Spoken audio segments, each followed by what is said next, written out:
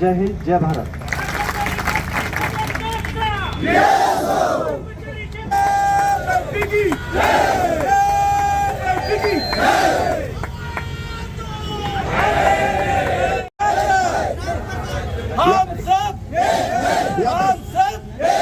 या प्रसंगी एवढ्या जोरात आवाज आला पाहिजे की पालकमंत्री आत गेले आहेत, त्यांच्या कानाबद्दल आवाज केला पाहिजे. हा आवाज कुणाचा? हा आवाज कामगार आणि शेतकरी कष्टकरी जनतेचा आणि संघटनेचा आहे. कामगार जगला तरच देश जगल, कारण पहिला कामगार काम करत असतो आणि मग खुर्ची बसणारे फॅन खाली जे बसतात, एसी मध्ये बसतात ते अधिकारी मग त्यांनी आपण जेव्हा काम करतो त्यावेळेस त्यांना पगार मिळतो. तर आपला कामगार वाचला तरच देश वाचणार आहे. परंतु ह्या केंद्र शासन आणि महाराष्ट्र शासनाच्या हे लक्षात येत नाही. कारण कामगार हा त्यांनी कित्येक वर्ष झाले कामगारांचे प्रश्न जशाच तसे ठेवलेले आहे व कामगारांच्या मोठ्या प्रमाणात अन्याय चालवलेले आहे. तसेच सर्वसाधारण ह्या प्रशासनाने प्रत्येक वेळी कॉन्ट्रॅक्ट भरती करायची व कामगारांच्यावर अन्याय करायचा. हा अन्याय इथून पुढे आम्ही सहन करणार नाही. हे सगळे धावण्यासाठी आपण इथं जमलेले आहेत.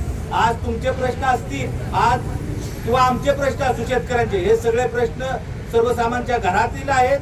त्यामुळं आम्ही बळीराजा शेतकरी संघटना चंद्रकांत यादव व माझे सर्व कार्यकर्ते आपल्या या आंदोलनाला जाहीर पाठिंबा देत आहेत.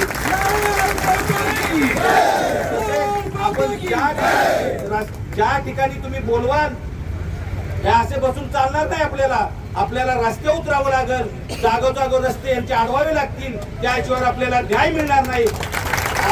प्रसंगी आपल्याला आंदोलन उग्र करावं लागेल. उग्र आंदोलन केल्याशिवाय त्या प्रशासनाचे डोळे उघडत नाहीत. शासन गोरगरीबच आहे. एका बाजूने म्हणायचं शासन कामगारांचं कष्टकऱ्यांचं आहे, शेतकऱ्यांचं आहे, पण वास्तव तसे नसून कामगार सरकार हे किंवा ग्राम विकास मंत्री तुमचे हे तुमच्यावर अन्याय करत आहे. ते अन्याय कदापि बळीराजा शेतकरी संघटना शेतकरी व कामगार सहन करणार नाही.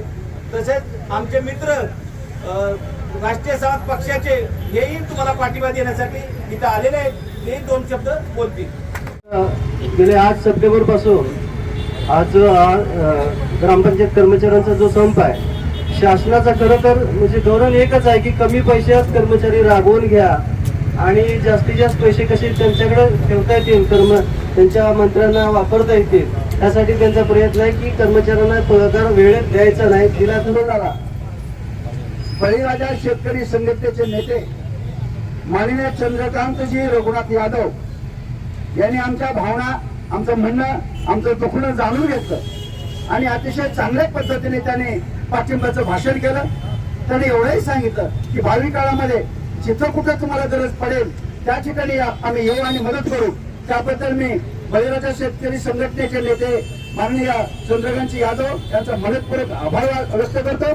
त्याबरोबरच रासपचे जिल्हा कार्यकारी अधिकारी माननीय महेश राजकुमार जिरंगे यांचंही मी अभिनंदन करतो. डॉक्टर रमाकांत साठे यांचंही अभिनंदन करतो, आभार मानतो आणि त्यांनी पाठिंबा दिल्याबद्दल ऋण व्यक्त करतो. धन्यवाद.